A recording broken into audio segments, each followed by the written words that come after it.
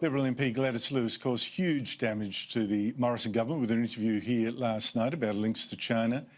And the fear for the government is more will come out. In fact, just a few minutes ago, late breaking news from the ABC, even more trouble for Gladys Liu. It's understood ASIO Director General Duncan Lewis last year advised then Prime Minister Malcolm Turnbull not to attend a meet and greet organised by Miss Liu after ASIO vetted the guest list at the request of the PM's office. Joining me is the Herald Sun's James Campbell, who has for some time reported on Liu and her ties to China. There's a tongue twister. James, thank you so much indeed for your time. How did the government today respond to Liu's performance? Well, they circled the wagons, essentially. They focused on, in their private briefings, that she hadn't actually breached government policy in her statements to you last night. They didn't really want to talk about the organisations that she misremembered and then clarified. And essentially they said there's nothing to do here, and then they went on the attack over Dastyari. This is not like Dastyari, there's nothing like Dastyari. How dare you liken this situation to the Dastyari situation?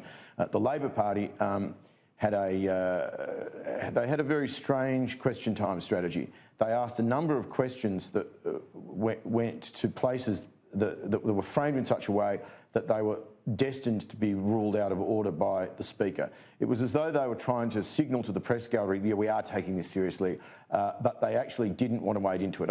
Partly, I suspect, because they were themselves worried that when the government minister, the Prime Minister and others gave their answers, they would use the opportunity to again bring up the Dastyari and the 100,000 in the Aldi bag and all the other stuff that's been so delighting us up there in New South Wales for a while. Yeah, look, I think that is a distraction by the government. I think Dastyari was a scandal that we've dealt with. That's there. Just for people that need an update on that, Senator Sam Dastyari was forced to quit Labor for taking money from a Chinese billionaire and defending China's theft of the South China Sea. The Prime Minister today said there's a big difference between, and it's true, between Gladys Liu and Sam Dastyari. Here he is. I hope we have that grab. Money changed hands between the then Senator Dastyari. Money changed hands. Members on my left. And his position was bought by that, Mr. Speaker, with a concessional loan, with a loan, I should say, to pay off his legal expenses. And he was caught in his own web of corruption, Mr. Speaker. He should have resigned, and he did. A point well made, James, but to say someone else is worse does not excuse the fact that you've got someone who's causing you a real nightmare right now, and you have to deal with that. What is the most damaging thing politically that Gladys Liu has said over the last 24 hours? Well, I think her evasiveness on the policy of the South China Sea, her reluctance to refer to Xi Jinping as a dictator, the fact that it was anybody who watches that interview, it's screamingly obvious that she does not want to offend the sensibilities of Beijing. Now, that interview is going to be replayed for the next 3 years. I don't think at this point it's likely we're ever going to see her in a television studio again. The other thing, I mean, the fact that she failed to remember, or, you know, you could put it slightly worse, her membership of these organisations is also bad. But it has to be said that, you know, these organisations, it's going to be very difficult for anybody to get find a Chinese candidate of Chinese ethnicity who hasn't got some kind of connections with somebody in these organisations if they have had any sort of position in the Chinese community. This whole situation is a consequence of the fact that we've essentially been asleep at the wheel, and we have allowed the Communist Party of China to essentially put its tentacles into every corner of the Chinese community in Australia. You know, if not Gladys Liu, who else? It's difficult to see how they are going to spin away the story that the ABC has broken, which I should say, in a story last month, we made allusions to the fact that the former Prime Minister Turnbull had removed himself from this function in Chisholm, and there were a number of people that ASIO had concerns over. I was unaware that it was Duncan Lewis himself who'd done the briefing of the former Prime Minister's office. But among the guests that they had concerns about, Gladys Liu was one. Now, that's a story, that's a question that the Prime Minister's going to have, the present Prime Minister is going to have to answer tomorrow. I don't see how that goes away. If the Director General of ASIO warned them about this, it's difficult to imagine that at some point there wasn't someone in the intelligence community who didn't warn the Liberal Party about pre-selecting her in the lead up to this year's election. It just doesn't pass the smell test. If the first story is true, then the second must be true. I don't know if it's true. You make an excellent point. I've been told it.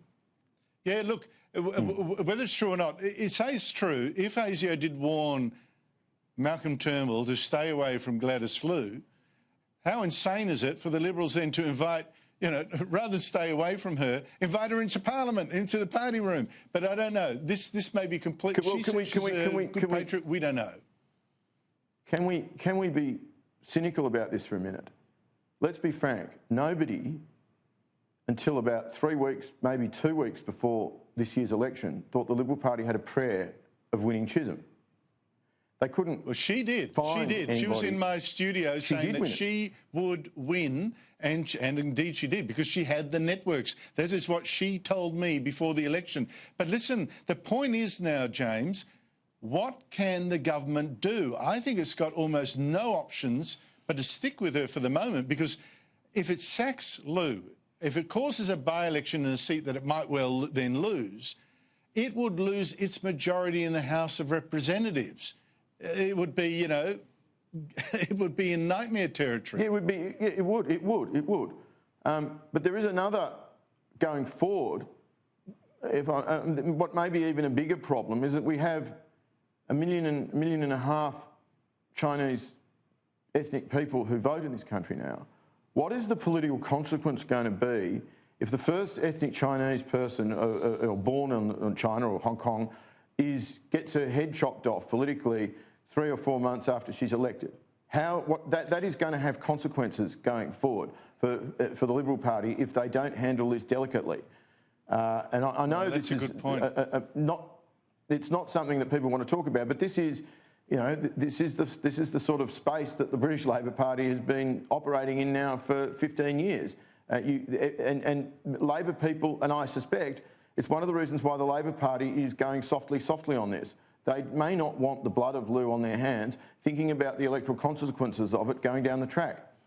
Except you would hope that there are many Chinese Australians who remember Tiananmen Square, who are here, in fact, because of the massacre there, who have their heart with the protesters in Hong Kong, who are Taiwanese and know the threat of China, who actually do respond to, the fact that we do not want people compromised by their association with a dictatorship. You're not anti-Chinese, you're just anti-tyranny, and I hope that people understand the distinction. James Campbell, appreciate your time. Can I make one point? Sorry.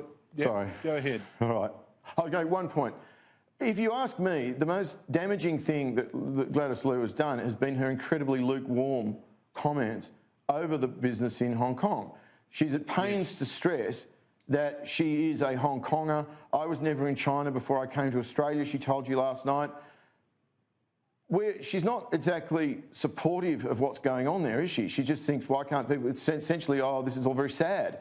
I mean, it's pretty... Luke, it's not really all that impressive if she's trying to convince us that her heart... She certainly hasn't been up the barricades. No, she hasn't been up on the barricades singing the Song of the Angry Men along with the demonstrators, let me tell you that much. James Campbell, thanks for your time.